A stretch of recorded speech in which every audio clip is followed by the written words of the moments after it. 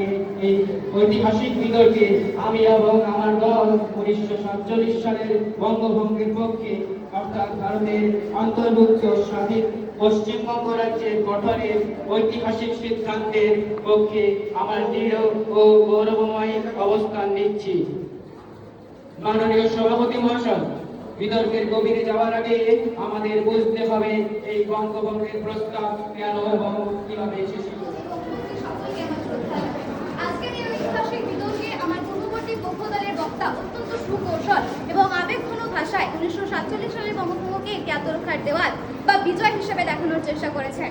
কিন্তু মাননীয় সভাপতি ইতিহাস সাক্ষী, 1947 সালের এই সিদ্ধান্ত কোনো বিজয় ছিল না, এটি ছিল বাঙালি জাতিসত্তার বুকে নেমে আসা এক সত্যাবাদের সবচেয়ে বড় স্ট্র্যাটেজি, এক নির্মম আত্মহত্যা। মাননীয় সভাপতি পক্ষ দলের বন্ধু নিরাপত্তার দোহাই দিয়ে দেওয়াল তোলার কথা বললেন, কিন্তু তিনি ভুলে গেলেন এই দেওয়াল তুলতে গিয়ে বাঙালি সংস্কৃতির মূল শিকড়টাই কেটে দু টুকরো করে দেওয়া হয়েছে। সিদ্ধান্তের কারণে লাখ লাখ পরিবারের বাবা একদেশেই তো সন্তান, অন্যদেশে ভাই, এক সীমানায় তো বোন আরেক সীমানায় আটকে পড়েছিলেন।